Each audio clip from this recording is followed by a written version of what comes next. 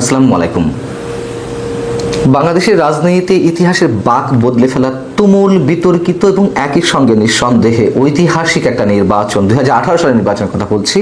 সেই নির্বাচনটি যার অধীনে অনুষ্ঠিত হয়েছিল আনুষ্ঠানিকভাবে, সাবেক প্রধান নির্বাচন কমিশনার এ.কে.এম. নুরুল হুদাকে আটক করা হয়েছে।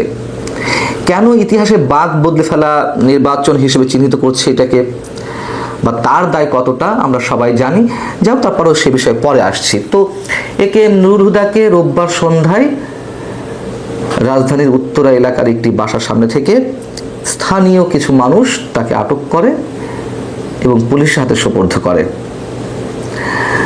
তার মানে তিনি অনেকখানি নজরদারিতে ছিলেন প্রশাসন কিংবা সরকারের। তার কারণ রোববার সকালেই বিএনপির পক্ষ থেকে সাবেক 3 প্রধান নির্বাচন কমিশনার, 2014 নির্বাচনটি যার অধীনে অনুষ্ঠিত হয়েছিল কাজী রকিবউদ্দিন আহমেদ, এ.কে.এম. নুরুল হুদা, এবং 2018 যে আরও একটি সুন্দর নির্বাচন অনুষ্ঠিত হলো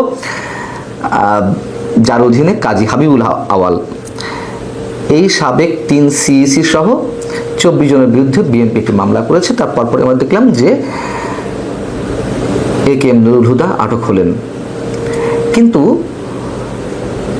তাকে আটকের পর আবার যে ভিডিও আমাদের সামনে এলো তাতে দেখা গেল তার গলায় জুতার মালা। কেন এগুলো বা কি দরকার, প্রশ্নটা করেই রাখি। এখন যারা নির্বাচন কমিশনের দায়িত্বে আছেন তারাও খুব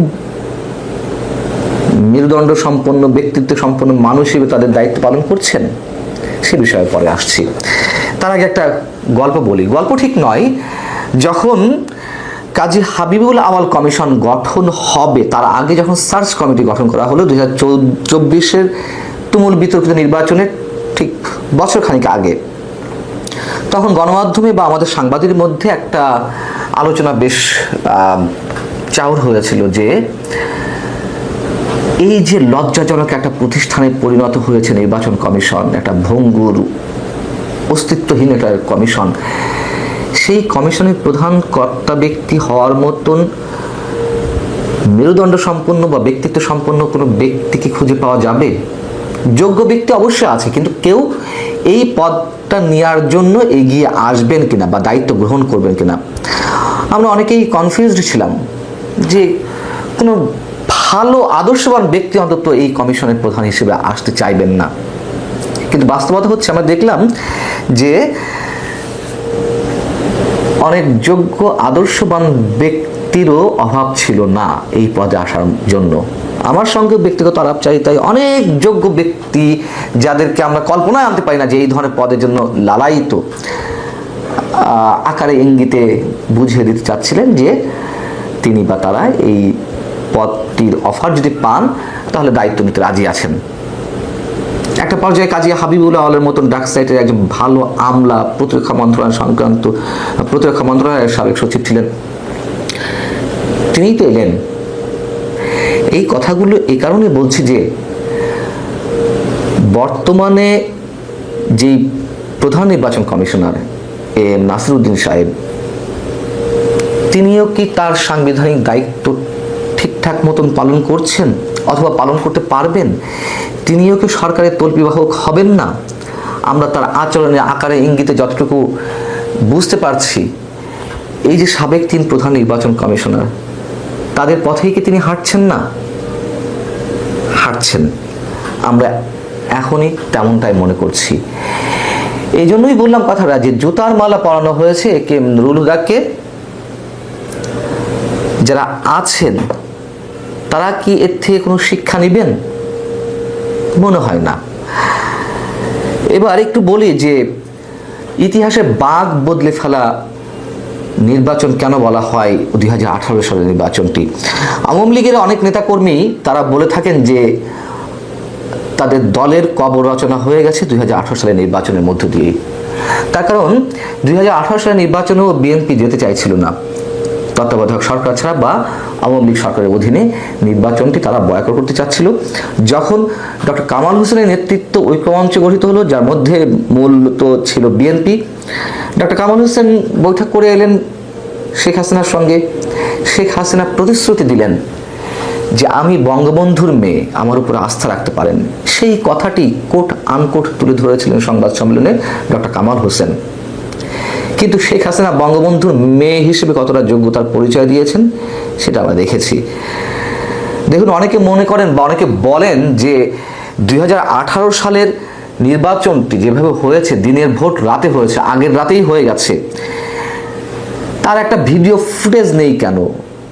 এত বড় একটি নির্বাচন সারা দেশব্যাপী অনুষ্ঠিত হয়েছে, তার আগের রাতেই যদি পুরো দেশের ব্যালট বাক্স ব্যালট পেপারে ভরে মানে একেবারে ভরে ফেলা হয়, একটা ভিডিও ফুটেজ নেই কেন?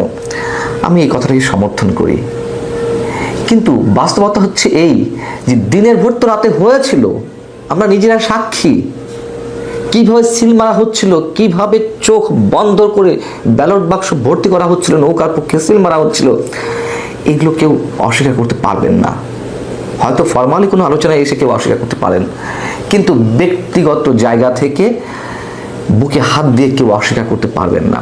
এবং সেই নির্বাচনে কি দেখা গেল, বঙ্গবন্ধুর কন্যা কতটাই নিরপেক্ষ নির্বাচন করেছেন, বিএনপির মতো দল ওই সময় 5টি আসন পেল বা 5টি আসন দেওয়া হলো।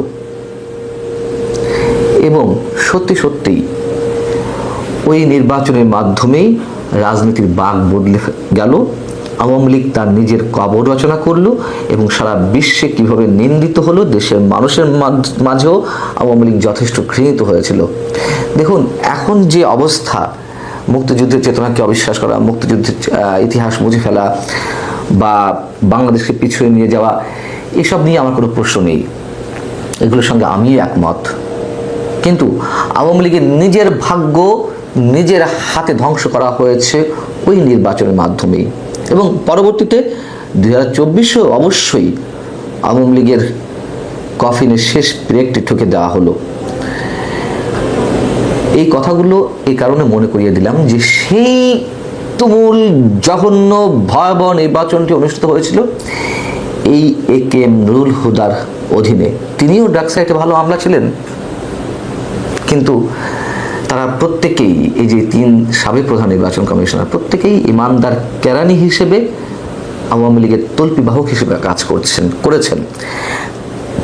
আগামীতে যারা আসবেন বা এখন যারা আছেন, তারা কতটা সরকারের তল্পিবাহক হিসেবে কাজ করছে, এই প্রশ্নগুলো তাদের নিজেদেরই করতে হবে। এবং আমরা চাই না এই জুতার মালা গলায় দেওয়ার মতো ভাগ্য আর কাউকে বরণ করে নিতে হোক। ভালো থাকুন সবাই, আল্লাহ হাফেজ।